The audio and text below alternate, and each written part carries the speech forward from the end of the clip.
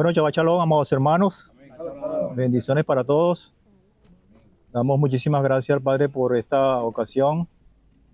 Eh, por razones obvias están un poco diferentes las razones y el ambiente también.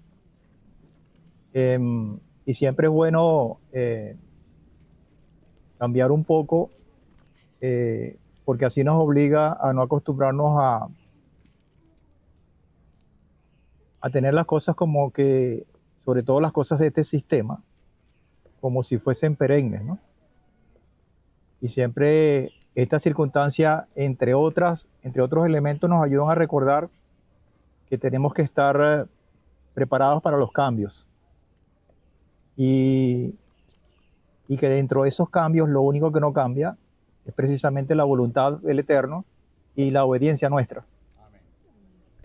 Y en el marco de esa condición, hablando de la voluntad del Eterno y de la obediencia nuestra ante esa voluntad, es bueno recordar y hacer énfasis en todos estos asuntos, sobre todo cuando se avecinan estos tiempos, que son tiempos de celebración,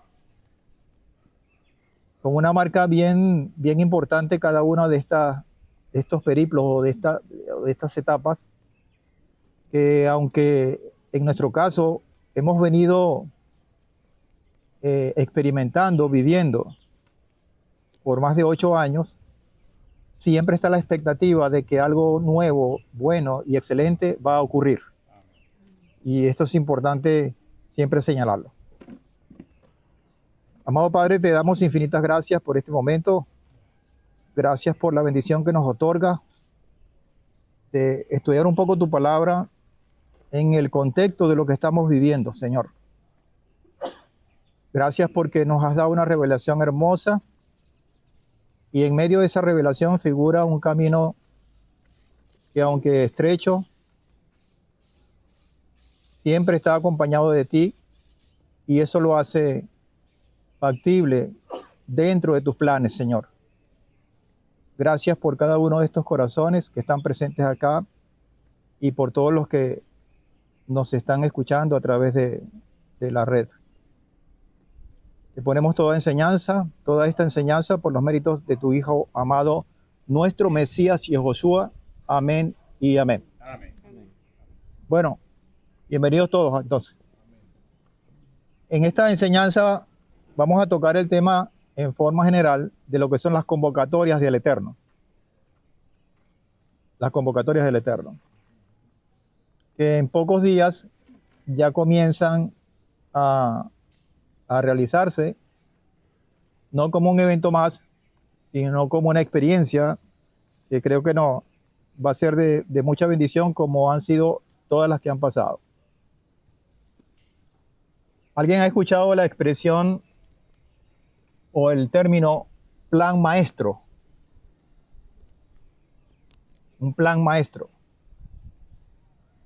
Y dentro del concepto general de lo que es esta expresión, porque no es un plan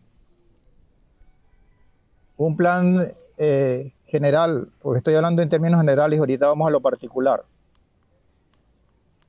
Un plan puede ser a corto, a mediano o a largo plazo, pero un plan maestro tiene que ver con arropar una serie de detalles que tienen un principio y un fin determinado, y generalmente en estos planes maestros hay muchos detalles y muchos elementos que podamos decir en términos de gerencia de cualquier plan, valga la redundancia, son multidisciplinarios, porque arropa muchas aristas de acuerdo al desarrollo que se va a ejecutar. Ese es un plan maestro. Tiene una dirección mucho más amplia que un plan cualquiera que puede ser a corto plazo. Es decir, como ejemplo, podemos decir que un plan maestro puede ser un plan urbanístico de una ciudad. Un ejemplo. Un plan urbanístico de una ciudad tiene muchos elementos en el cual tiene la zonificación, el urbanismo, los servicios, la funcionabilidad, la cercanía de los, de los elementos que tienen que ver con los recursos, cómo va a intercambiarse con el medio ambiente, toda una serie de cosas que se tienen que tomar en cuenta para hacer un plan maestro. Yo recuerdo cuando estábamos viviendo en los campos petroleros, en Campo Rojo, Campo Ayacucho, que fue donde nací prácticamente, había un plan maestro de, de desocupación o de, cuando se dice que hay una catástrofe que tienen que estar preparados. Sí, hay una condición allí sí. Y entonces dentro de ese plan maestro que había una ruta segura, había una señalización, había toda una serie de elementos que contribuían para que cuando se sucediera el evento que potencialmente pudiera estar presente, ya las personas tenían una conducta predeterminada, por poner un ejemplo. Ahora, como concepto general, un plan maestro generalmente es un documento que contempla una serie de pautas, que está compuesto por muchos elementos, pero que todos esos elementos están organizados, están concatenados, están vinculados unos a los otros, que aunque son diferentes, cada uno en particular, tienen una incidencia y generalmente alguien produce materia prima y este otro elemento lo toma como esa materia prima para convertirlo en un producto que a la vez va a ser materia prima del otro, y así se va armando toda una serie de elementos productivos en este caso, o con algún fin. Entonces, esa serie de pautas organizadas tienen determinados objetivos, que vale decir son hitos, son escalas cumplidas, que se van detallando en la organización, pero se van identificando en el plan. Es decir, aquí tiene un inicio y el primer hito es este, el segundo hito es este, hasta que llega el último para cumplir el objetivo final. Eso generalmente, en líneas generales, es lo que comprende un plan maestro. Allí se plantean directrices conducentes que conducen a un plan más detallado, que arropa la generalidad, y el que quiera más detalle, entonces se va al primer hito y entonces abre toda una serie de circunstancias, de objetivos y que tiene todo su plan. Pero el plan maestro no se va al detalle, el plan maestro va y arropa todo. Déjeme decirle que nosotros estamos a pocos días de ver una nueva edición del plan maestro del Padre para toda la humanidad. Y ese plan maestro, al igual que el concepto que acabo de decir, arropa objetivos parciales que es necesario que cada uno de nosotros tengamos plena conciencia de lo que estamos viviendo. Y esa conciencia tiene que ver con la vinculación de una cosa con la otra. Es decir, no podemos entender un plan maestro del Padre cuando por alguna circunstancia hemos cercenado, hemos eliminado parte de sus escrituras, considerándolas como obsoletas, como antiguas, como no operantes. Cuando el Señor en toda su magnitud, en toda su extensión, plantea toda una serie de pautas, de hitos, que nos ayudan no solamente a entender, porque eso sería lo más fácil, sino a tener la provisión necesaria para que cuando llegue el objetivo final planteado en ese mismo plan, nosotros estemos preparados y seamos partícipes de ese mismo plan. Todo eso está incluido en el periplo que vamos a comenzar dentro de pocos días, insisto, con todas las convocatorias del Eterno. Es decir, cuando nosotros comenzamos esta hermosa experiencia, nosotros que estábamos muy básicos en este conocimiento, incluso nos costaba aprendernos los nombres de cada convocatoria, por decir algo. Y después nos costaba ver cuál es la primera, cuál relación tiene con esto, y a través del tiempo, que es un factor tremendamente importante cuando hablamos del plan maestro, el tiempo, hemos entendido tantas cosas y hemos armado, o el Señor ha armado en nosotros, toda una serie de cosas que nos ayudan y que nos dan firmeza y que nos dan, ese conocimiento se convierte en convicción, seguridad, para poder tomar decisiones en este momento de cara al futuro profético que se nos anuncia por el Eterno, que yo diría que es a corto plazo. Ahora, ¿me escuchan bien, verdad? Sí. Ok, vamos a ver si llego, porque tengo mi garganta un poquito... Gracias por este café. Este plan, para mi concepto, o para mi entender, tiene 4 elementos importantes. Y esos 4 elementos no se pelean con el concepto que acabo de hablar, que es un concepto sacado de un concepto gerencial, pero que tiene muchos principios que podamos entender y aplicar con el mismo plan del Maestro, del Señor. Hay 4 elementos allí. El primero, obviamente, es nuestro Padre Celestial. ¿Por qué? Porque Él es el ejecutor del plan. Él es el que controla el plan. Él es el que da las órdenes. Él es la autoridad. Porque todo plan a nivel general tiene que tener una rectoría, en el cual cualquier cosa que pudiera suceder en el interín de esto, usted acude a esa autoridad para discutir en el mejor de los términos, a ver cómo se va a hacer. Pero cuando vamos a todo lo que tiene que ver con el Señor y su plan maestro, obviamente las cosas son iguales en principio porque Él sigue siendo la autoridad.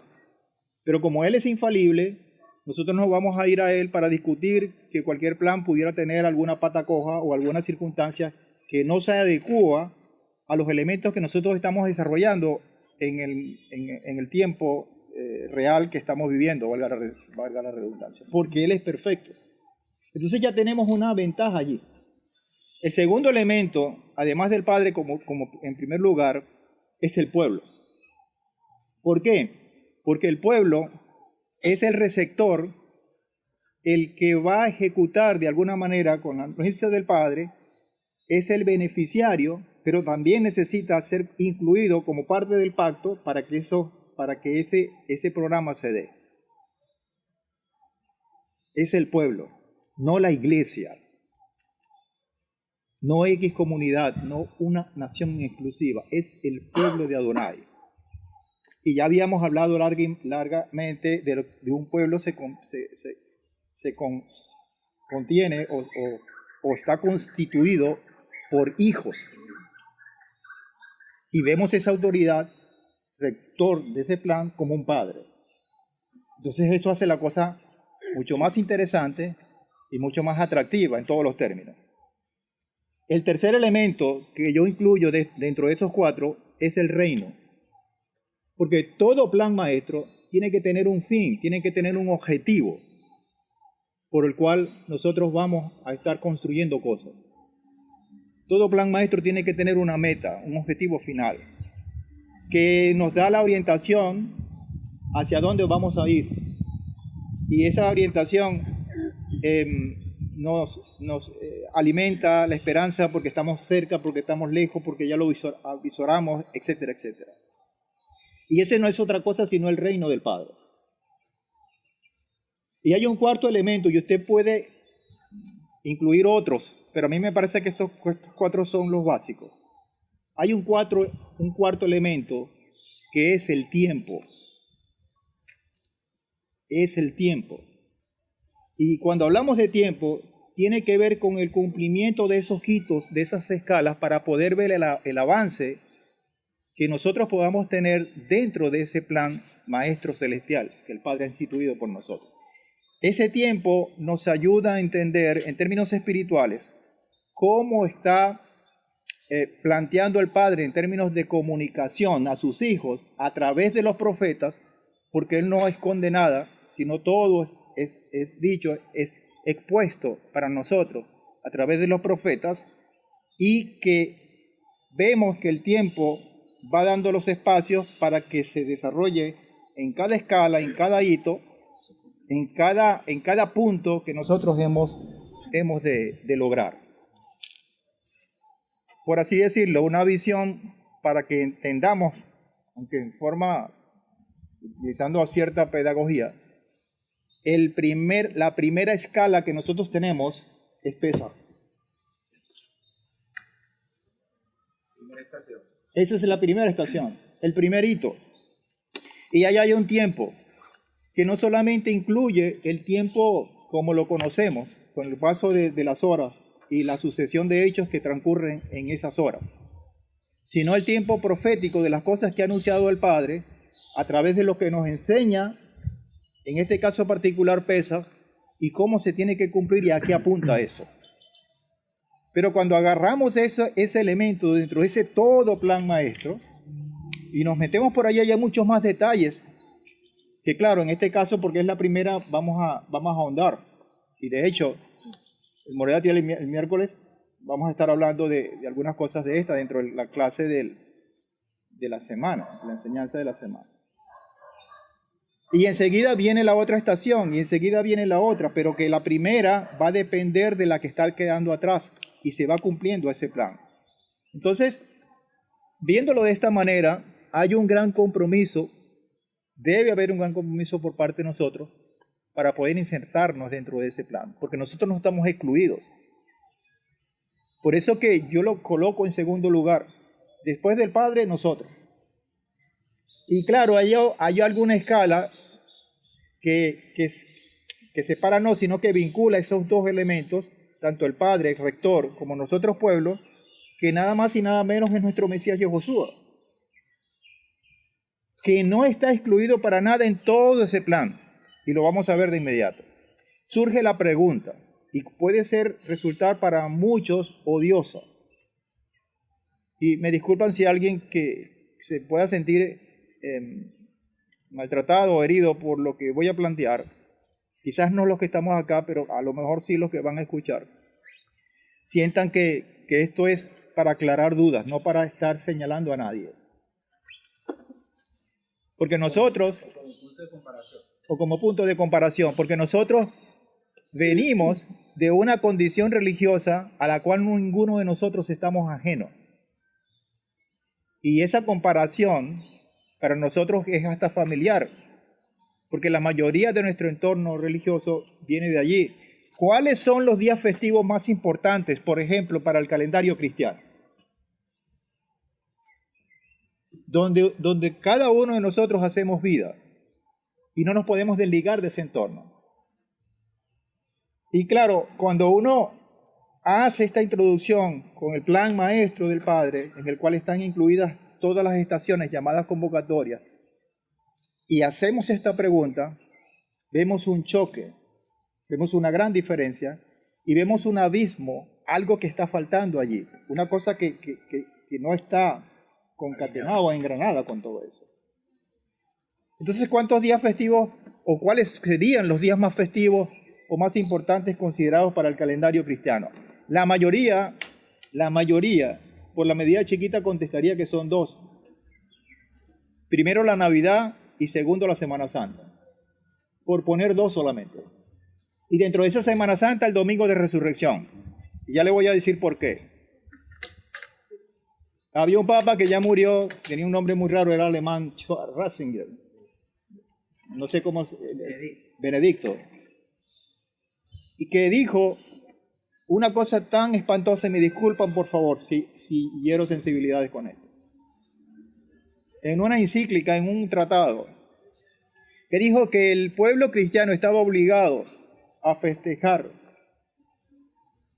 o a tener comunión los domingos como día sagrado del Señor, porque en un domingo fue que resucitó nuestro Señor Jesucristo, así lo dijo. Porque es el día de resurrección. Y por eso esa es suficiente razón como para poder tener una marca o un hito que no está en la palabra. Entonces la mayoría contestaría la Navidad y la Semana Santa, pero los primeros seguidores, y ahí viene el choque, los primeros seguidores del Mesías de Yahushua nunca observaron esos días. Porque el protagonista de todos esos días estaba delante de sus ojos. Pero además de eso, había todo un legado hermoso en el cual estaba escrito los días que por voluntad del Eterno tenían que ser celebrados. Y ellos lo tenían muy claro. Ellos no tenían rollo, me disculpan la expresión, con esto. El problema vino varios siglos después. Ninguno de ellos festejaron. Ellos simplemente siguieron el ejemplo del Mesías y observaron los mismos días santos que él observó, que son los que están en la Torá. O sea, para ser objetivos y fuera de pasiones, y los que pudieran tener una conciencia y dentro de esa objetividad, buscan y van a conseguir la claridad de ese razonamiento. Las convocatorias no son ni una costumbre, escúcheme bien, ni son exclusivas del pueblo judío. Ninguna de las dos. Porque sería costumbre, porque a lo mejor pudiéramos entender en el mejor sentido de la palabra que son recurrentes. Pero no viene de una tradición estipulada que nació dentro de un grupo en un momento dado de la historia por X razón. Viene por voluntad del Padre. Porque Él que ha hecho el plan rector, el plan de todo lo que le hemos hablado como un plan general, fue el que lo diseñó. Entonces, no son una costumbre judía obsoleta, sino que representan en secuencia, porque Pesaj no está en el medio, Pesaj no está de último, Pesaj está al principio, y tiene una secuencia lógica, una secuencia estipulada por el mismo Padre dentro de ese plan. Tiene una secuencia, el propósito que Adonai planeó, que arropa todo el propósito que Adonai planeó para toda la humanidad. Ninguno está excluido, solo que no aceptan la invitación y se excluyen. Eso es otra cosa. Esos días santos fueron establecidos por el mismo Eterno para que los observara toda la creación. No digo toda la humanidad, porque se queda corta. Porque hasta la misma creación, literalmente, cielo y tierra, también está concatenada, también está vinculada con esa festividad. Y la hemos visto varias veces en la palabra. El Mesías, desde Pesaj hasta Sukkot, las cumplió. Dice la palabra en Gilel, capítulo 2, versículo 40 al 42. Y el niño, refiriéndose al niño Jesús, me disculpan el sarcasmo, pero es para que nos entendamos. Y el niño crecía y se fortalecía, refiriéndose a Yehoshua cuando era pequeño. ¿Dentro de qué cultura, costumbre, cuál era lo que él percibía en su vida de infante? Y llenándose de sabiduría a esa corta edad, y la gracia de Adonai estaba sobre él. Y dice el verso 41 de Gilel 2, e iban sus padres cada año, todos los años. ¿A qué le suena eso? A Jerusalén, a la fiesta de Pesaj. En varias versiones dice Pascua, pero ese es Pesaj, que es el término hebreo. Todos los años sus padres iban a esa celebración. Y cuando él llegó a ser de 12 años, y saben la cultura, qué significan esos 12 años para el niño varón, subieron conforme a la costumbre de la fiesta. Los eruditos estudiosos de esto dicen que se estaban refiriendo a los panes sin levadura, en este caso, a esa festividad, que va pegadita a la de Pesaj. O sea, estamos viendo a un Mesías, a un Yehoshua, a quien muchos dicen seguir, pero que no respetan por una u otra razón y no siguen lo que su seguidor, según ellos, establece. Y nosotros estábamos allí. ¿Cómo es que yo me puedo llamar seguidor de alguien cuando no sigo lo que él anuncia, lo que él me dice, lo que él tiene? No solamente para él, sino para mí. Y está Pesaj como apertura de esos ojitos, de ese periplo hermoso. Pero él cierra con Sukkot y dice Yohanan 7, 8, 10 y 14. El mismo Yehoshua, subid vosotros a la fiesta de Sucot, le dice. O sea, no estaba ajeno a esa festividad. Yo no subo a esta fiesta, le dice Yehoshua, pues mi tiempo aún no se ha cumplido. Y claro, después entendemos nosotros que él cuando vino cumplió la primera etapa de ese periplo hermoso que son las festividades de primavera. Y las de otoño estaban pendientes por cumplirse. Y por eso quizás él dice, no es el tiempo, que es el cuarto punto de que hablamos. Es el tiempo, no se ha cumplido. Y en el verso 10 dice, sin embargo, tan pronto como sus hermanos subieron a la fiesta, insisto, de Sucot, entonces él también subió. No abiertamente, sino como en secreto, respetando la condición de que no se estaba cumpliendo, no era para ese tiempo el cumplimiento de esa parte. Dice el verso 14, estando ya en la fiesta, a la mitad Josué subió al templo y allí enseñaba. Y dijo un tremendo sermón que lo vamos a leer, que está condensado en pocas líneas y que es determinante. Ahora, amados hermanos, ¿será que Josué se volvió loco y como dijo el pastor Nahum hace algunos minutos, fue el único grito que se contradijo y que planteó una confrontación en ese tiempo? No, ya este anuncio había estado presente en la voz de los profetas. Y yo estoy seguro que después de haber descubierto algunas cosas, después de un estudio aunque muy somero, vemos los profetas con otros ojos. No es que sean diferentes a lo como lo veíamos antes, sino con mucha más atención. Zacarías en el 14, 16 al 17 dice, y sucederá en un futuro que todos los que sobrevivan de las naciones que vinieron contra Jerusalén subirán de año en año a postrarse, primero, a postrarse ante el rey, ante Adonai Sebaot, y segundo, a celebrar la solemnidad de los tabernáculos. Todos, no están excluidos nadie. Pero el profeta o el Señor a través de Zacarías dice algo importante. En el verso 17 de este capítulo 14, y acontecerá que los de las familias de la tierra, todos, que no suban a Jerusalén para postrarse ante el rey Adonai Sebaot, no vendrá lluvia sobre ellos. Eso. Entonces cualquiera que tenga, como dice mi mamá y he escuchado muchas veces, como decía, no tienen 4 dedos de frente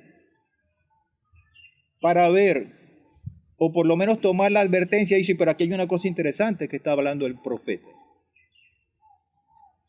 Y por simple asociación o por simple, como digo, lógica básica, yo tengo que prestarle atención a esto. Si todo ser humano, partiendo por esto, si todo ser humano, porque así lo dice la palabra, sobre la tierra pronto tendrá que aprender a celebrar las convocatorias del Eterno, porque va a acudir, se va a dar este hecho. Mire, hermano, yo le voy a decir una cosa. Cuando yo digo esto de los profetas, anunciando cosas que en este tiempo no han sucedido, yo me voy al tiempo atrás, que está reflejado también en la palabra, de cosas que anunciaron estos mismos profetas y que se cumplieron. Y que vemos con mucho dolor las cosas que sucedieron y a las cuales esos receptores de ese mensaje no les prestaron atención. Eso se traslada para hoy, porque hoy el Padre nos está hablando. Y si nosotros, amados hermanos, no prestamos atención a eso, pues vamos a correr la misma situación que corrieron nuestros antepasados en aquel tiempo, solo que con una diferencia: no hay más oportunidades. O sea, esto lo hace un poquito no, bastante más apremiante. Y por eso es que es tan necesario que no nos caigamos a pasiones, como decían por ahí, que no tengamos esos elementos que a veces nos distraen, porque es así. Entonces la pregunta es, ¿por qué no aprender a obedecer y comenzar a guardarlos desde ahora? Porque incluso dentro del concepto del desarrollo bíblico del idioma hebreo, esto está contemplado, porque se habla de ensayo. ¿Y por qué lo hace el Padre así dentro de su plan? Porque Él quiere que usted y yo y todos nos preparemos para ese evento. Porque entonces no convertirnos en verdaderos seguidores del Mesías. Verdaderos seguidores del Mesías. Y ayudar a traer al camino, no solamente a cada uno de nosotros, sino a miles de millones que pronto tendrán este conocimiento cuando venga nuestro Rey de regreso. Por eso nosotros estamos en esos 4 puntos de segundo, el Padre y pueblo, porque también tenemos responsabilidad. Mire, cerrando estas convocatorias, y obviamente estamos hablando de Sukkot, Yehoshua aprovechó ese auditorio, lo hemos hablado muchas veces en otras ocasiones, Yohanan 7:37, y dijo, en el último día, el más grande de la fiesta, refiriéndose al último día de Sukkot, Yehoshua se puso en pie y alzando la voz dijo, si alguno tiene sed, venga a mí y beba. Ese es un mensaje que quedó en el tiempo para cumplirlo hoy. No vamos a esperar un tiempo para cumplir eso. Es la voluntad del Padre, es la advertencia del Padre. ¿Estamos claros hasta ahora? Y todos esos elementos, amados, uno los arropa, uno los visualiza y cuando se avecina la festividad como tal, uno puede sentir, no sé si el orgullo, pero un orgullo sano, de tener por lo menos un mínimo de conocimiento. Y eso nos debe llevar a una segunda cosa, que es el agradecimiento. Pero también a una disposición, un propósito, a redoblar nuestras fuerzas para seguir adelante. Porque yo hago una pregunta, y pueden tener muchas respuestas y a lo mejor todas son interesantes. ¿Cuál es el tema central de la Biblia, de las Escrituras? Y muchos coinciden en que el tema central de las Escrituras es la narrativa de un pacto. Se trata de un gran pacto. Que de allí se derivan muchas cosas, incluyendo la forma de divulgar ese pacto a través de la voz profética, por ejemplo. Pero el núcleo de toda esta palabra es el planteamiento de un pacto que no es otra forma de dibujar el Señor su plan, ese plan rector, ese gran plan para toda la humanidad. Y ese pacto tiene una característica, amados hermanos. Porque cuando uno ve la palabra pacto en particular, no sé si en otras culturas, pero cuando uno lo ve, uno lo puede asociar con muchas cosas que pueden ser positivas o negativas. Pero para que no quede duda, el Señor utiliza una figura para mostrar ese pacto hacia nosotros, que es el matrimonio. Que es la unión entre un hombre y una mujer. Esa es la forma como el Señor lo visualiza y quiere que usted y yo lo entendamos. Dice Yesayahu 54, 5 al 7, por leer una de tantas. Porque marido tuyo es tu hacedor. ¿Qué significa esto? Y el hacedor está en mayúscula.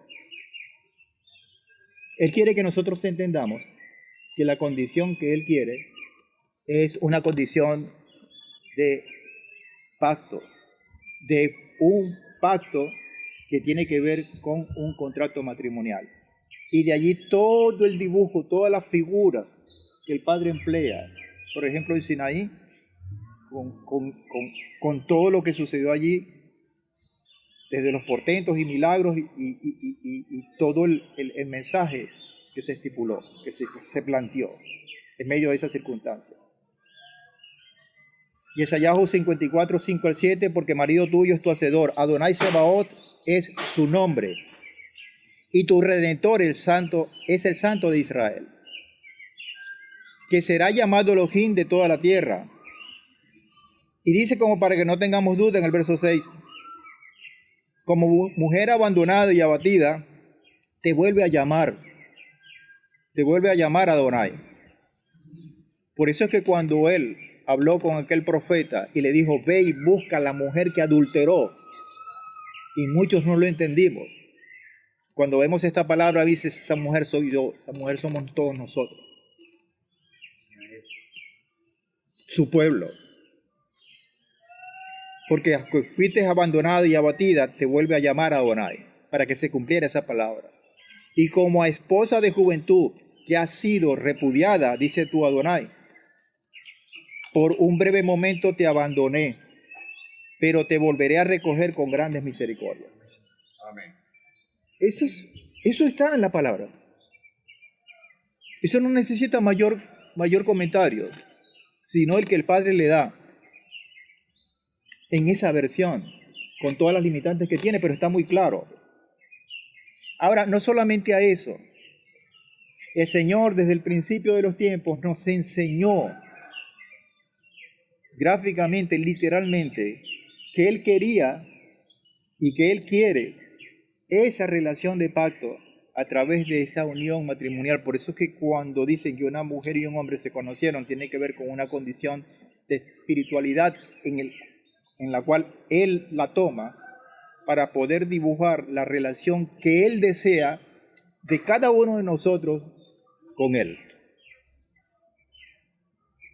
De allí la palabra Dabekut o Debekut. ¿Esto qué?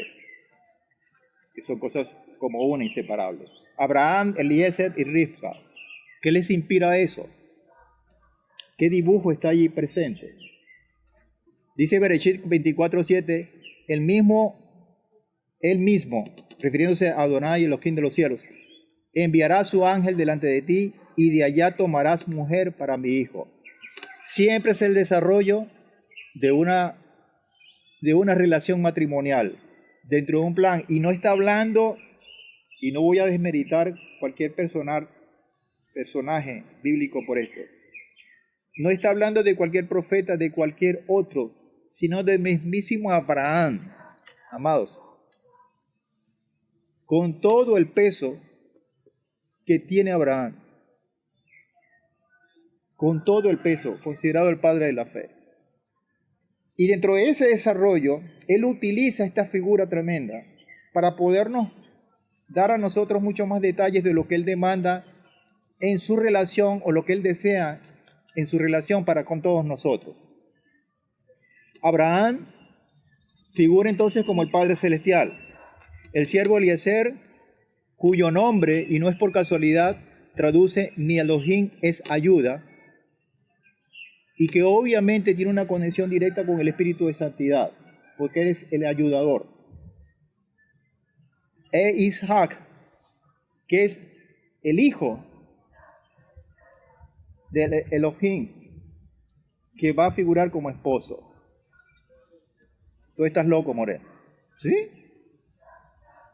Abraham, dice, si lo llamo el Padre Celestial en Matitiahu 22:2, dice, el reino de los cielos puede compararse, y esta es la comparación.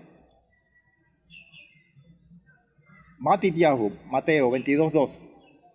El reino de los cielos puede compararse a un rey que hizo una boda para su hijo. Nosotros queremos más pistas.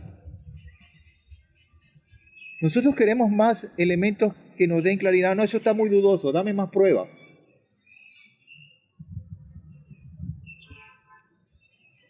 Se puede comparar ese reino que está visto como la meta dentro de ese proceso, dentro de esas etapas de ese plan maestro, como un rey que hizo una boda para su hijo. El siervo Eliezer, el espíritu de santidad. Yohanan 15:26 dice que cuando venga el ayudador,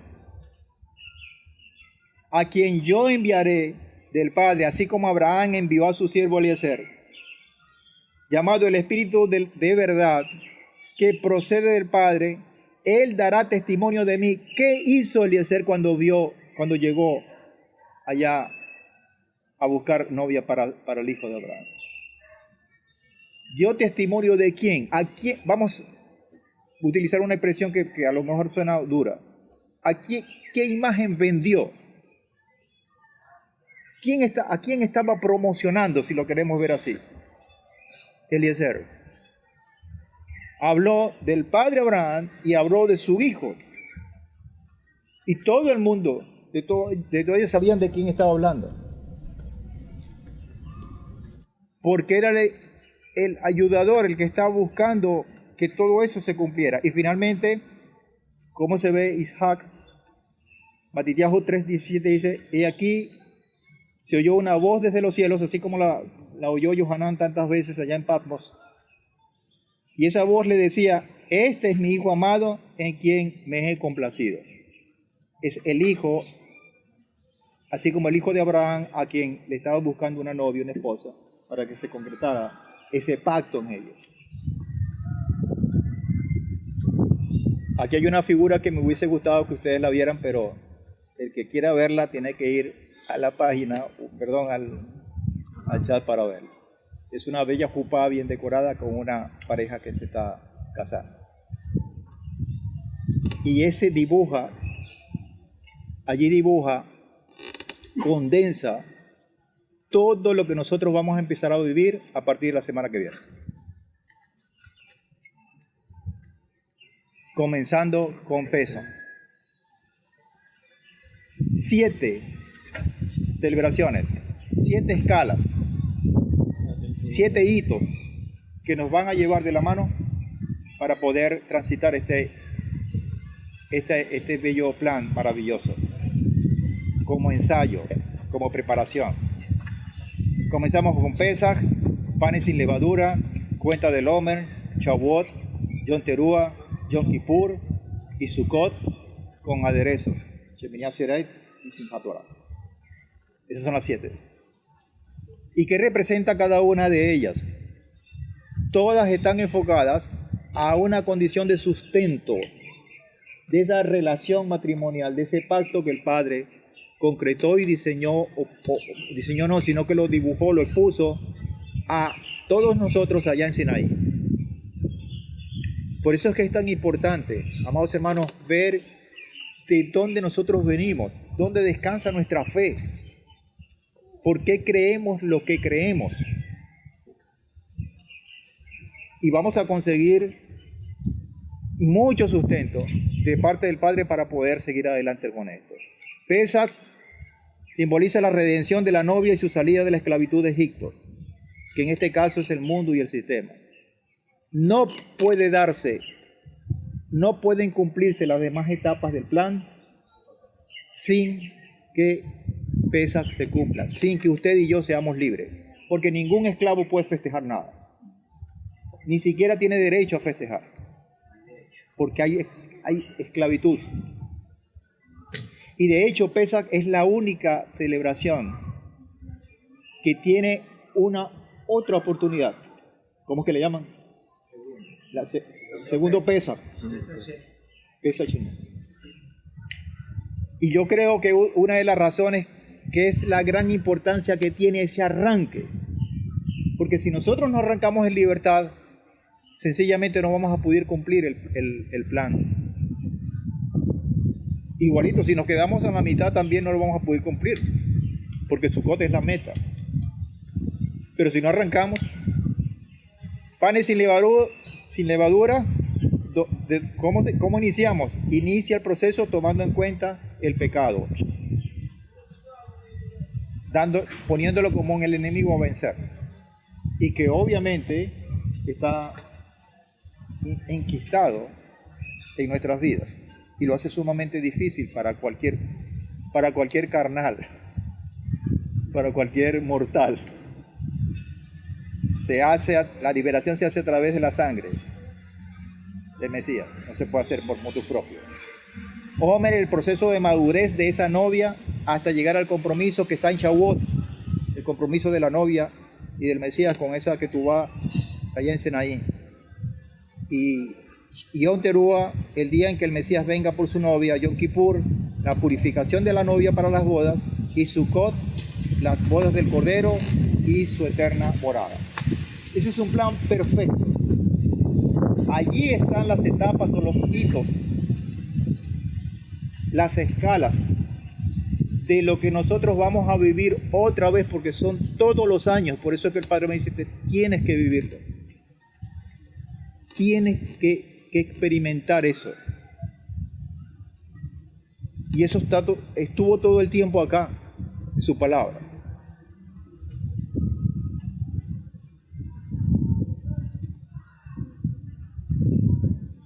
Obviamente cuando hablamos del plan del Padre,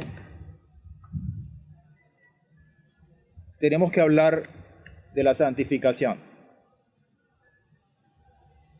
¿Sí? No podemos separar, ni siquiera conceptualmente, y tratar de tener una relación o el cumplimiento de lo que demanda el Padre para nosotros sin tener claro para nosotros lo que es la santidad. Y en este caso es importante, prendieron un foco allí que me carga loco.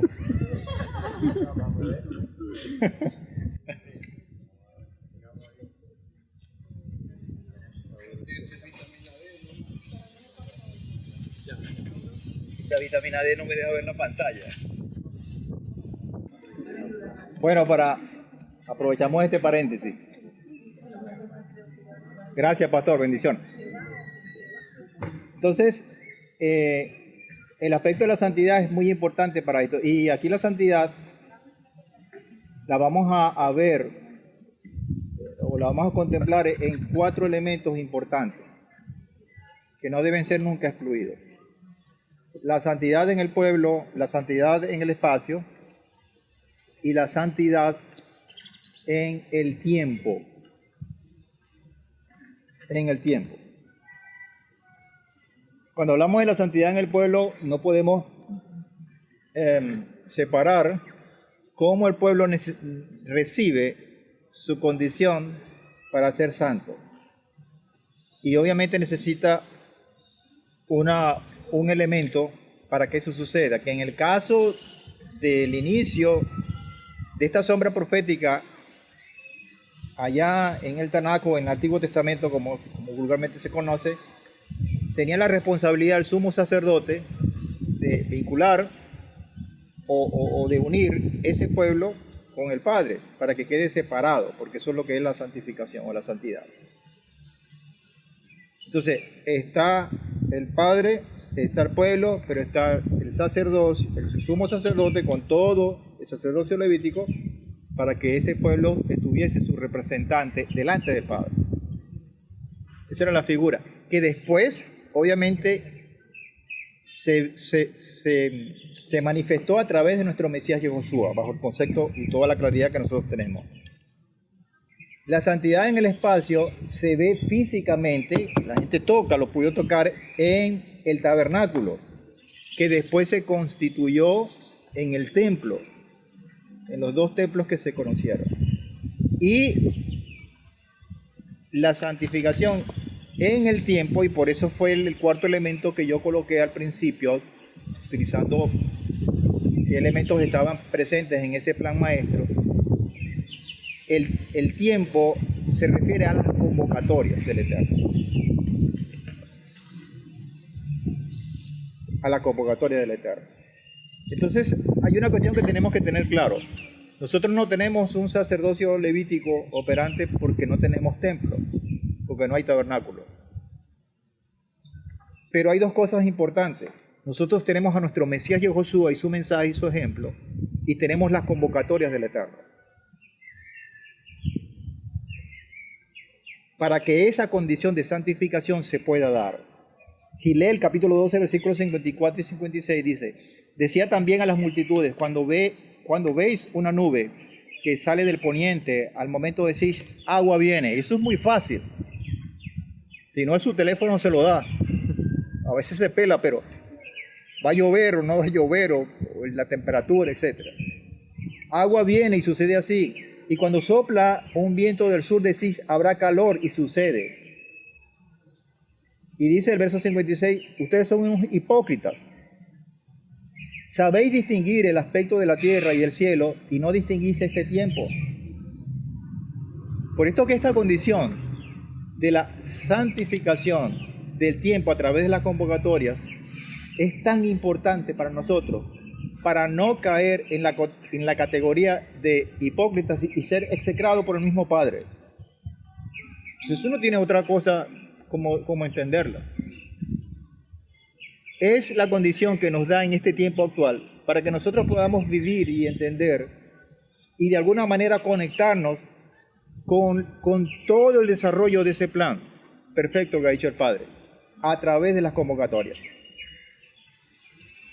Y yo no sé que en nuestro caso particular, en la congregación, los Justos de las Naciones, a la cual nosotros nos ha dado el Padre la bendición de servir, tienen esas escalas dibujadas en la pared, que se ve como una continuidad y que arranca con pesas, y están como un memorial continuo en nuestro ejercicio, porque son importantes que siempre estén allí. Por esto, porque además el Señor ha considerado el tiempo muy valioso, y para los entendidos, y ustedes lo saben, se ha dividido este tiempo como en 3 partes, porque déjenme decirle que una de las dificultades que tenemos como seres humanos, que el tiempo del Señor es tan grande, que hablamos de milenios. ¿Y quién dura aquí un milenio? Apurado 70. Apuradito 70. ¿Y 70 es qué porcentaje de ese milenio? Por poner la medida chiquita. El 0000. Nos convertimos en el agente 0007. Nadie. ¿Y cómo entonces vamos a visualizar eso? ¿Cómo lo vamos a vivir? ¿Cómo nos vamos a insertar en una condición tan grande cuando nosotros no tenemos esa capacidad para nosotros? Pero el Padre se la ingenió para que nosotros entendamos. Y dividió un tiempos a corto plazo, tiempos a mediano plazo y tiempos a largo plazo. Y que obviamente tiene una escritura con toda la historia, por ponerlo fácil, en donde cada uno de nosotros puede ver reflejado desde el principio de la creación hasta el final de los tiempos, así dure cada quien la cantidad de años que el Padre le dé. O sea, no está supeditado a que tengamos que durar tantos milenios para poder vivir eso, no. Su voz está vigente hoy día. Y las convocatorias forman una parte importante de ese conocimiento, amados. No es un bonche, un vulgar bonche, en el cual venimos a pasarla bien. Y claro que la pasamos bien, pero es mucho más que eso. Es el cumplimiento profético en cada uno de nosotros, de ese eslabón que el Padre ha diseñado. Que el Padre ha diseñado para nosotros, aún con todas las limitaciones, empezando por la edad. ¿Y cuál es el tiempo a corto plazo? El Shabbat, que es ese relojito chiquitico, que es el que da la vuelta como loco, y que lo vemos hoy día con mucha más intensidad. Nosotros terminamos el Shabbat ahorita y tenemos que ponernos los patines porque cuando viene el otro Shabbat, el reloj dio la vuelta rapidito. Y otra cosa, que si no se mueve ese reloj, no se van a mover los otros, porque ese es el que va a permitir ese motor. Y no lo digo yo, ya se lo voy a decir. Los tiempos a mediano plazo, que es muy probable que por ser a mediano plazo, usted y yo lo podamos medir, algunas cosas que están estipuladas allí. Novilunios, que son los meses. Años nuevos, acabamos de celebrar uno. Santas convocatorias, el tiempo del cumplimiento. Y años de jubileo, que en eso estamos. Para ver Y el Padre nos va a dar claridad y ubicarnos en ese jubileo que estoy seguro que lo vamos a hacer a corto plazo. Y los tiempos a largo plazo, cambios de milenios, ese está más extenso, más allá de nuestra propia vida. Primera venida del Mesías, sacrificio, sepultura y resurrección del Mashiach, entrega de la Torá en los corazones de carne, restauración de todas las cosas. Segunda venida del Mesías, día de redención, de juicio y Shabbat milenial. Ese es el chorizo completo. Completo.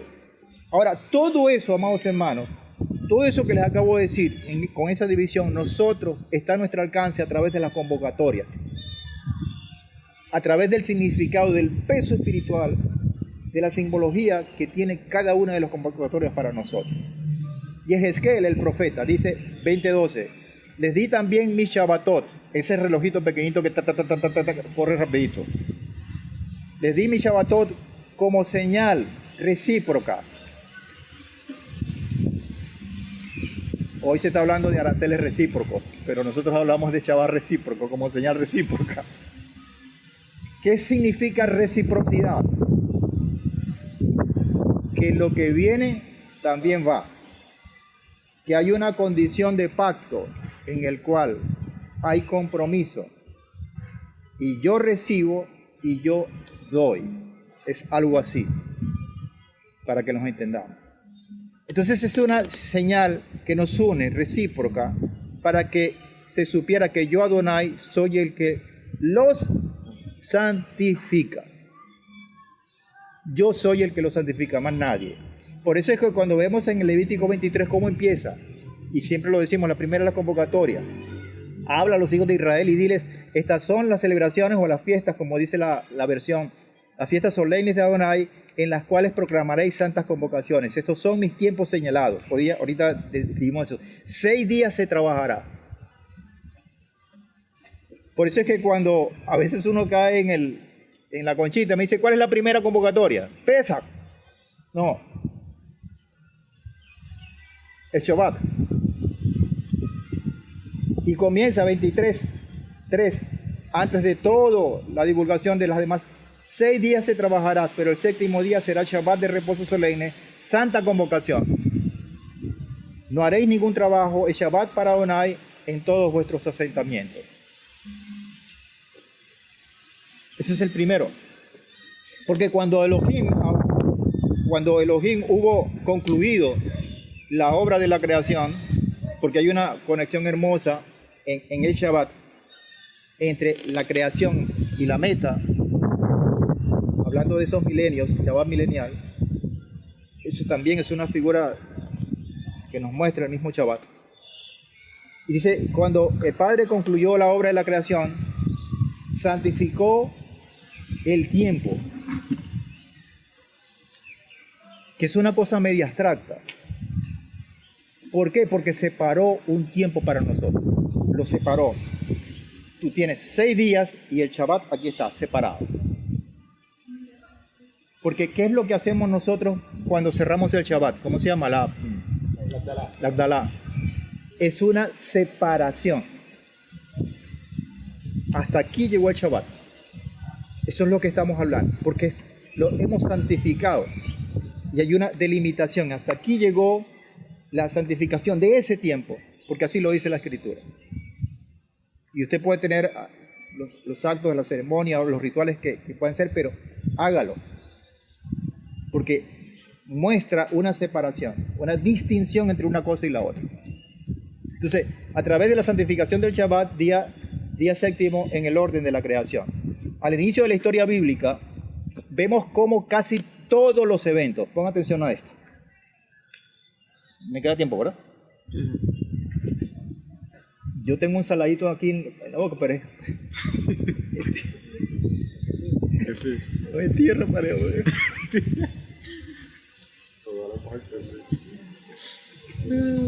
Al inicio de la historia bíblica, vemos cómo casi todos los eventos se desarrollaron en la dimensión espacio, ¿sí o no? Creó todo lo que tiene que ver con el espacio físico, estrellas, agua, mar, bichos, creó todo eso. Pero cuando surgen los patriarcas de Israel, la dimensión del tiempo, que ya estaba, porque obviamente estaba, esa dimensión como tal empieza a tener una importancia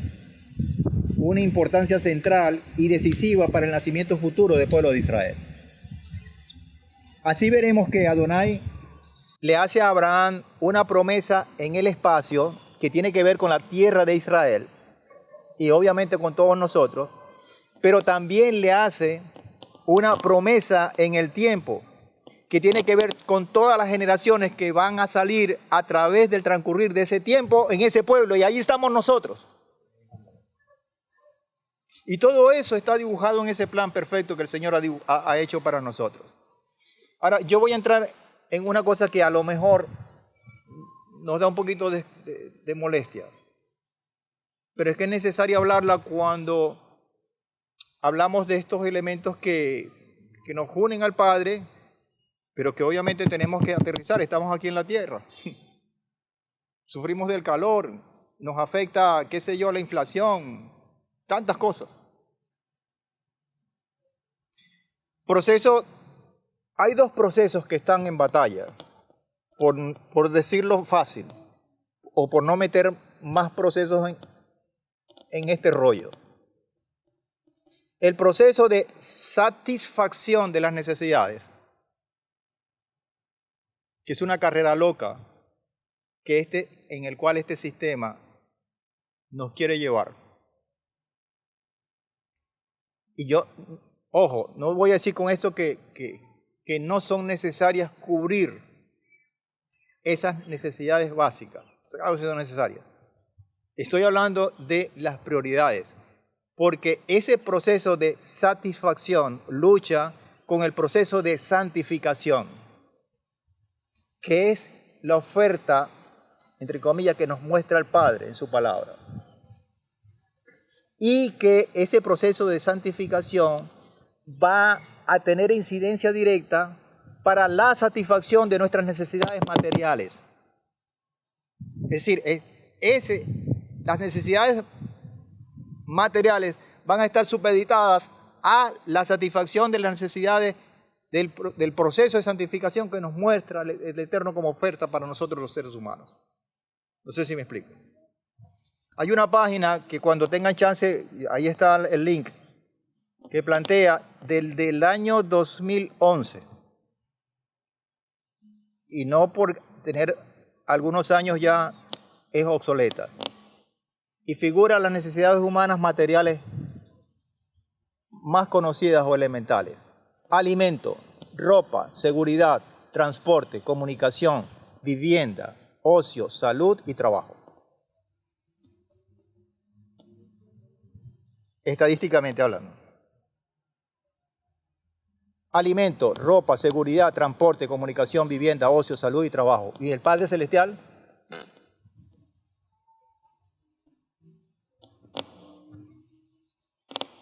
Y muestra esa página.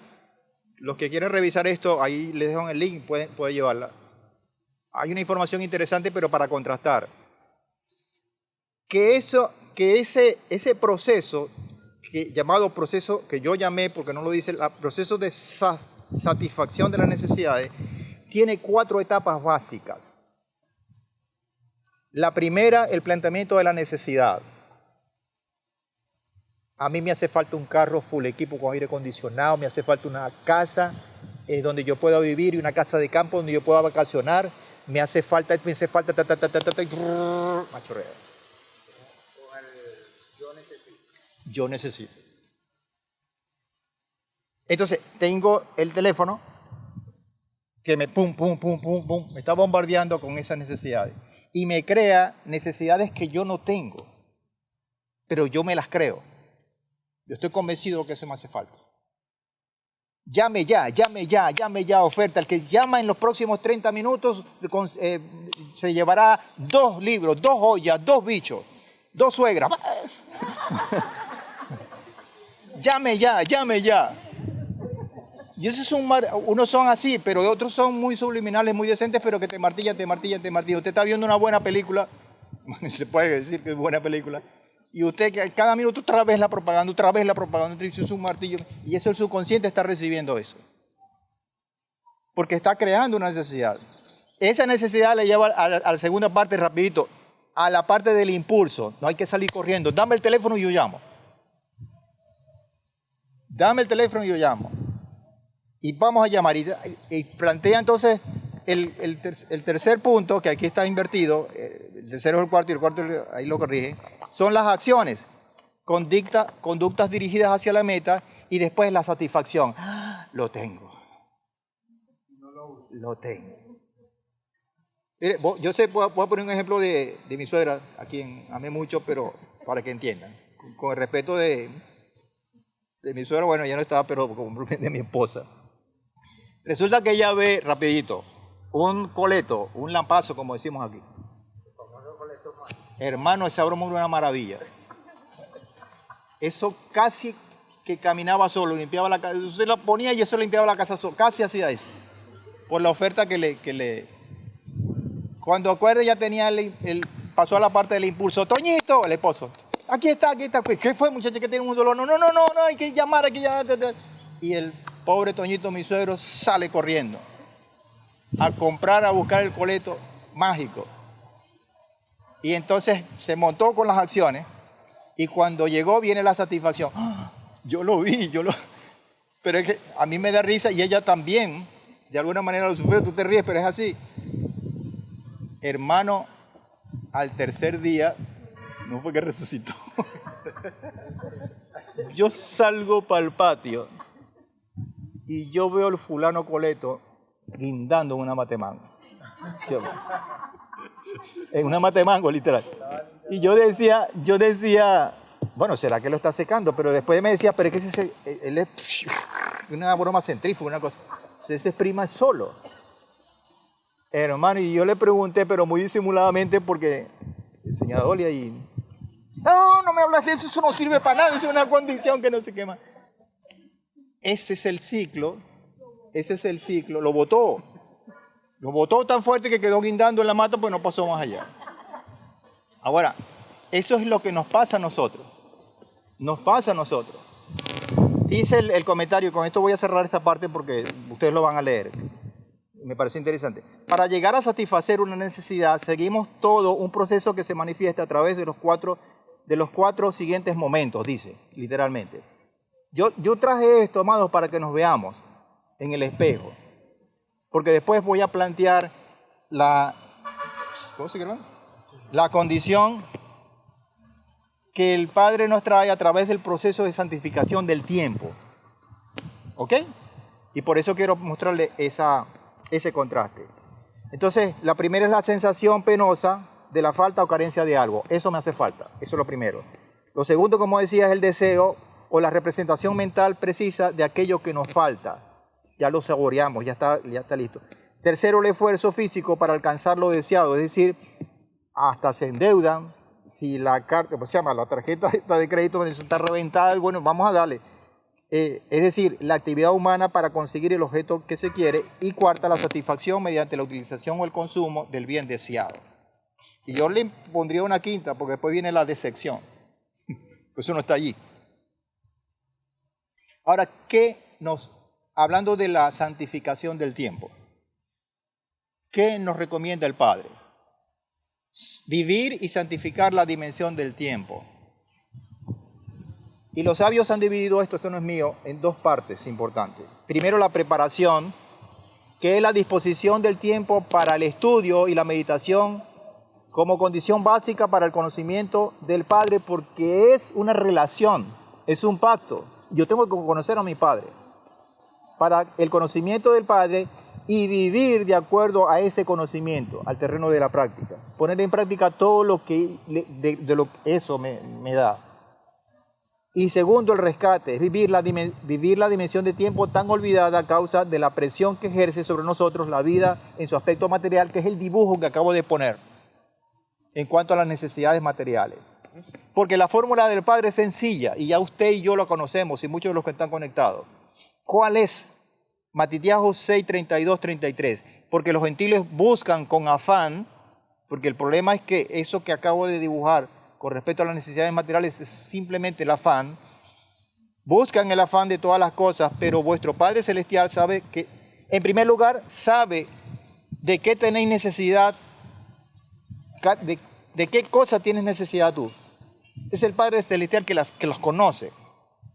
Entonces, pero además de conocerla, también es capaz de proveerlas.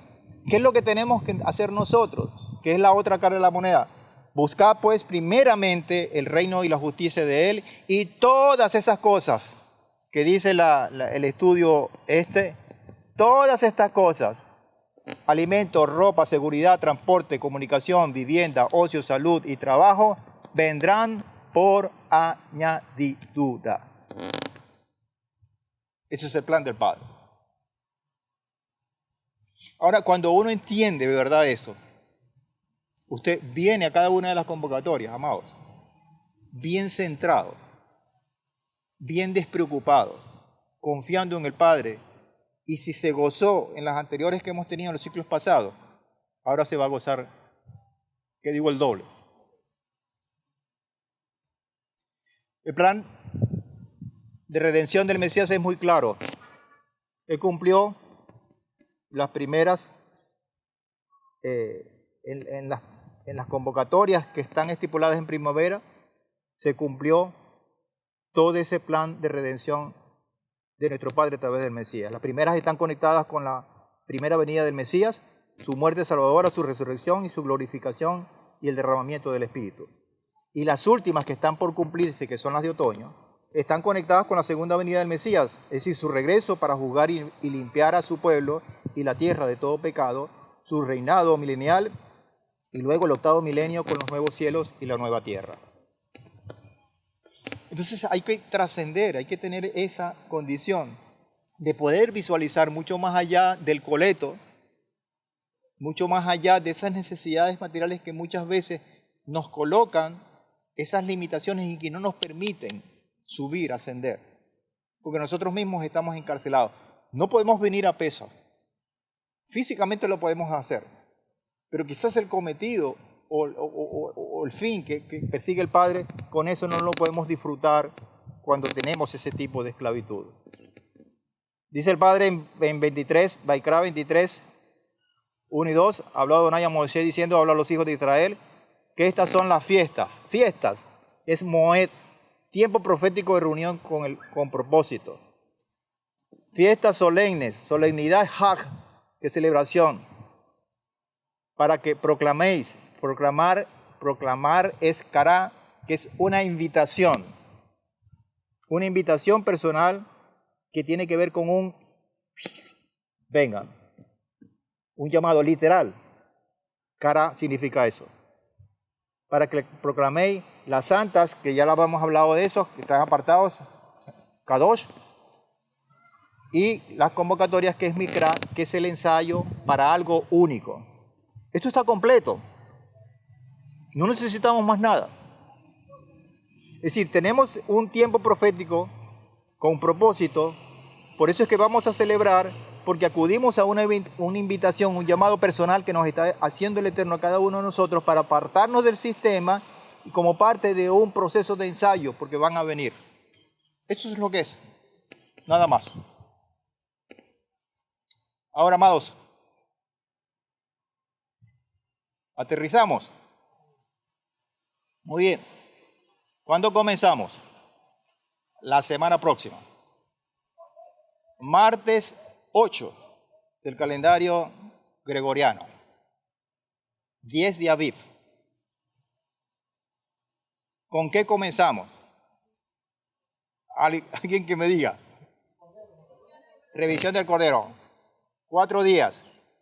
Martes 8, miércoles 9, jueves 10 y viernes. 4 días. ¿Sí? Ya eso es tradición para nosotros, ya eso es costumbre. 4 días. Dentro de ese desarrollo de esos primeros 4 días está el ayuno, que por supuesto le hemos hecho ajuste porque Pesaj este año está en Shabbat. Y se va a hacer el miércoles 9 con la puesta del sol hasta el mediodía del día jueves 10 de la puesta del sol. Esta es la próxima semana. Ojo con esto. ¿Sí? ¿Me están siguiendo?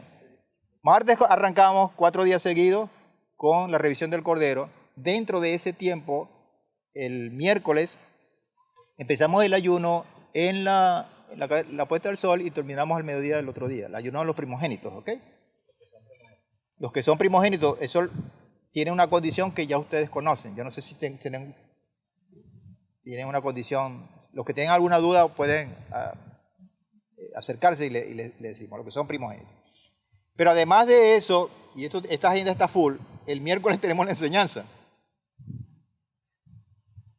Ese mismo miércoles en la noche tenemos la enseñanza que de todos los miércoles, que tiene que ver en este caso con las especificaciones, con toda la normativa que nosotros aplicamos para celebrar Pesaj. Es muy importante que lo sigamos, la sabemos, pero es bueno recordarla, ¿ok? El miércoles. ¿Hasta aquí me siguen? Ajá. Viene la celebración, el Seder en sí. Viernes, Shabbat. Venimos tranquilitos el viernes al grupo que le toca con el pan normal, ¿sí? Estoy hablando del viernes 11, obviamente, con la puesta del sol, venimos tranquilitos como si nos van a tomar una foto para el, ¿cómo se llama? Para el pasaporte, como dice el... Y al otro día tenemos la actividad de Shabbat solamente en la mañana. O sea, solamente vamos a venir a la parashá al mediodía, nos vamos, le damos el pelero y no venimos más hasta la tarde de ese mismo día, la noche de ese mismo día, que es cuando vamos a hacer el Pesaj. ¿Entienden? Estamos el viernes en la noche, se viene todo el mundo tranquilito igual normal, su pan normal, con levadura como tal. Venimos a la parashá y al mediodía, ahí nos vemos y nos vamos a casa para prepararnos, porque en la noche del Shabbat, 12 de abril, no se le olvide, 12 de abril, Mazel Tov.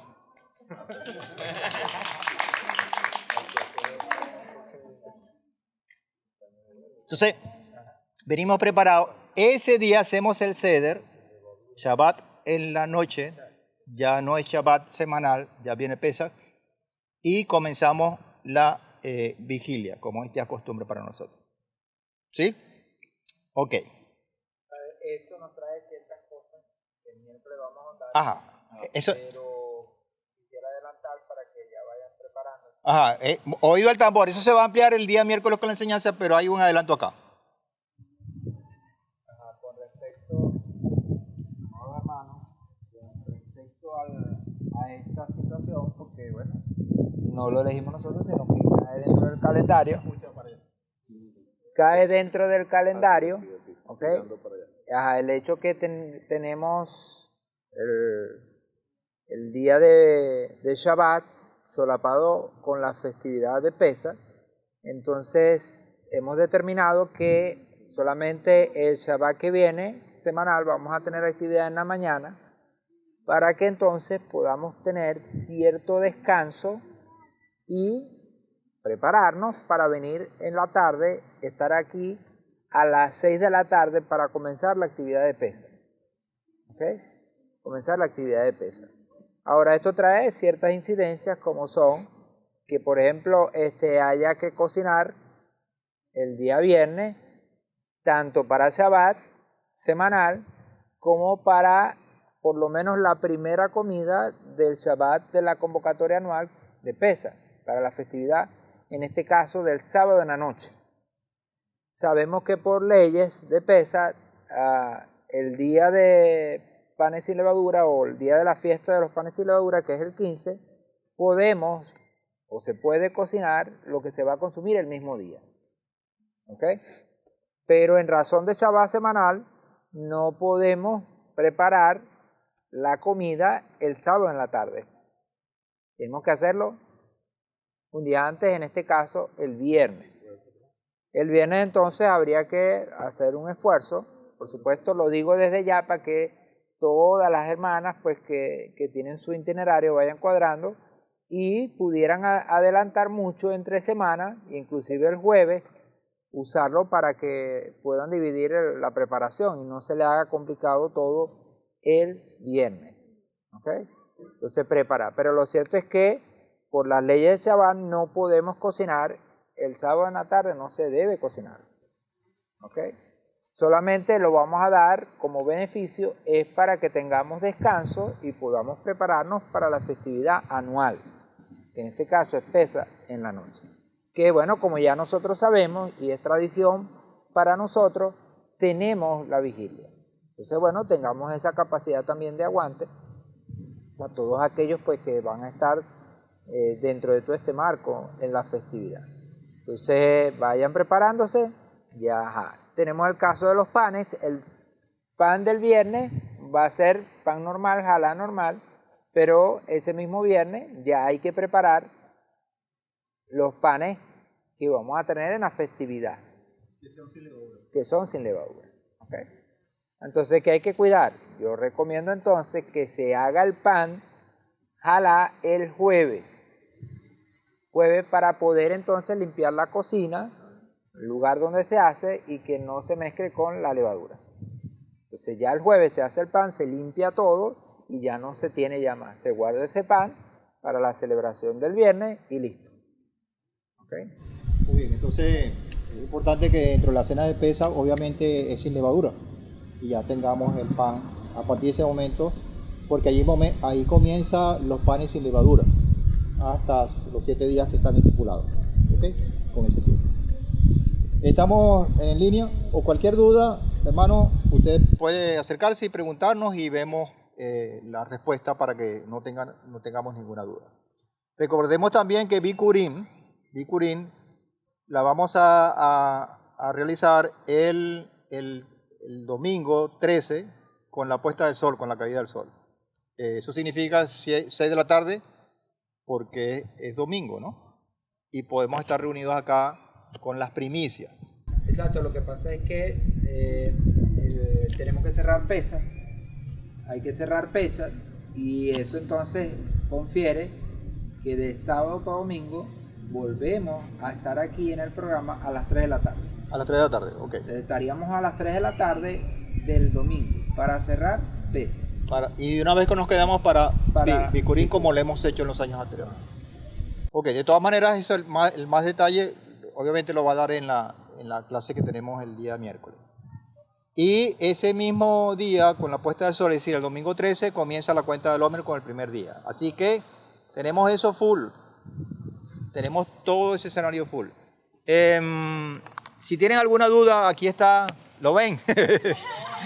Aquí está en la tabla y en los teléfonos pueden ver, y está muy gráfica. Además de eso, esa semana de la cuenta del Omer, el día miércoles, tenemos la enseñanza, que es la primera enseñanza de la semana de la cuenta del Omer, que en ese caso es el amor. ¿Ok? La vamos a tener los miércoles. Y así sucesivamente, cada miércoles vamos a dar la clase que corresponde a la semana de la cuenta del Omer. ¿Correcto? Entonces ahí no tenemos ningún problema. Bueno, ¿estamos preparados entonces? Porque primera de Kefas, capítulo 2, versículo 21, dice, porque para esto fuisteis llamados, pues también el Mesías padeció por vosotros, dejándonos ejemplo para que sigáis sus pisadas. Entonces, esto no es otra cosa sino el seguimiento de las pisadas del Mesías, así como comencé la enseñanza. Porque Revelaciones 12:17 dice, entonces el dragón se enfureció contra la mujer y se fue a hacer contra los restantes de su descendencia, los que guardan los mandamientos de Adonai y tienen el testimonio de Yehoshua. Por eso es que tenemos que estar preparados. Porque al final de los tiempos viene con todo. ¿Y contra quién viene? Contra los restantes de su descendencia, que son los que guardamos los mandamientos de Adonai y tienen el testimonio de Yehoshua, siguen las pisadas del Mesías. Y para eso necesitamos esto. Última cita para cerrar este plan maestro del Padre. Y es lo que la misma palabra tiene la profundidad y todos los detalles para que nosotros podamos entender todo esto. Efesios capítulo 1, versículo 3 y versículos 10 al 12. Dice, bendito el Elohim y Padre de nuestro Señor Yehoshua, el Mesías, quien nos bendijo en los cielos con toda bendición espiritual en el Mesías, dándonos a conocer el misterio de su voluntad, que ahora no es ningún misterio, todo está divulgado. Y una de las herramientas que ha utilizado el Padre para resolver o para ilustrar y desenredar ese misterio, precisamente tiene que ver con las convocatorias. Para conocer el misterio de su voluntad según su complacencia, que se propuso en sí mismo, en la administración del cumplimiento de los tiempos. Administrar los tiempos, es el Padre que nos da la administración, es decir, la dosis necesaria que tenemos que hacer en cada momento de esas etapas del tiempo. De reunir todas las cosas en el Mesías, las que están en los cielos y las que están en la tierra, en quien también fuimos hechos herederos, habiendo sido escogidos de antemano, conforme al propósito del que hace todas las cosas, según el propósito de su voluntad, a fin de que seamos para la alabanza de su gloria, nosotros, los que primeramente esperamos en el Mesías. Amén. Bueno, que el Señor bendiga esta palabra, que nos sirva de mucha motivación, de esclarecer muchas cosas, para poder iniciar con buen pie este nuevo ciclo que se avecina en términos de convocatoria. Y que sé que el Padre nos va a dar de su provisión, nos va a colocar en nuestro corazón la mejor de las actitudes para poder venir y celebrar junto a su presencia. Y obviamente todos como pueblo esta gran celebración. Bueno, bendiciones para todos. Y Shabbat Shalom y Shavuot Tov, porque ya estamos casi terminando esto. Bendiciones para todos. Amén.